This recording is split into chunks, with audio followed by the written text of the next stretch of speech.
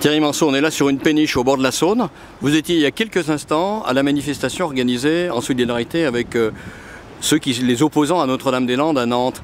Qu'est-ce qui fait qu'un militant d'Europe Écologie des Monts du Lyonnais, donc sur des problématiques qui n'ont pas spécialement à voir avec Notre-Dame-des-Landes, se trouve à manifester? C'est vite dit qu'il n'y a pas de problématiques semblables. C'est d'abord des projets inutiles. Pour rappel, l'A45 va passer dans les coteaux du Lyonnais, donc Mont et coteaux du Lyonnais sont quand même très proches. C'est un seul et même territoire, même si c'est deux noms différents. Et c'est une autoroute qui est inutile, à votre avis? Il en existe déjà une, la 47. Construire une autoroute pour inciter les gens à prendre la voiture, c'est pas très logique. Et puis on est déjà vacciné, on va dire, puisqu'il y a la 89 qui passe plus au nord, entre Balbini, Tarare et qui arrive à la tour de Salvani. Cette autoroute n'aurait pas dû se faire si on avait imaginé développer les transports en commun ou le ferroutage.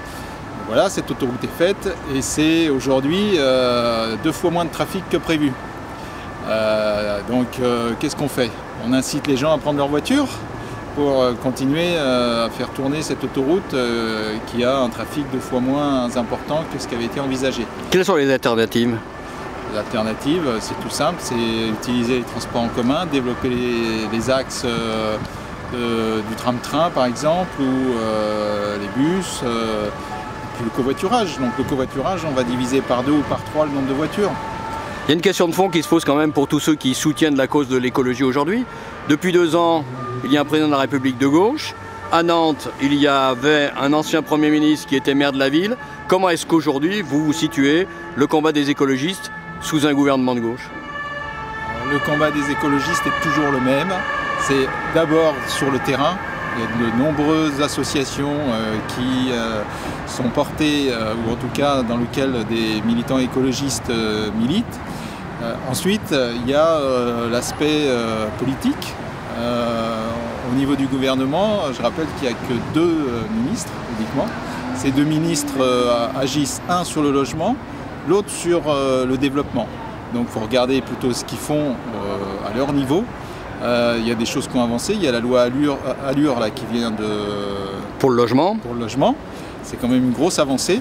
Et au niveau du politique de développement, il y a aussi des choses un peu plus complexes à expliquer, mais des choses qui ont quand même, en tout cas des conditionnalités qui ont été mises sur l'aide au développement, qui n'existaient pas jusqu'à maintenant. Et puis la préparation du futur sommet du climat. De climat, voilà, merci, qui est à préparer d'ici 2015. Donc ces 2 ministres travaillent là-dessus.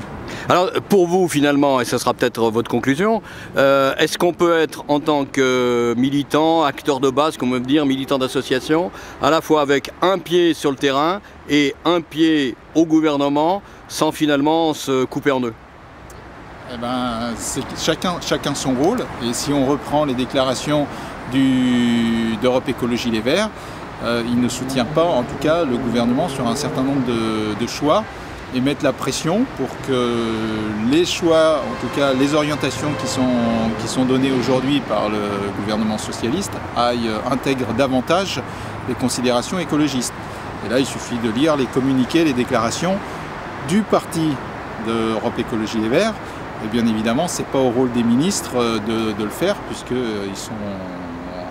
solidaires. Ils sont quelque part, je dirais pas forcément solidaires, mais c'est pas leur rôle de dire des choses dans la mesure où ils mènent la politique de leur ministère.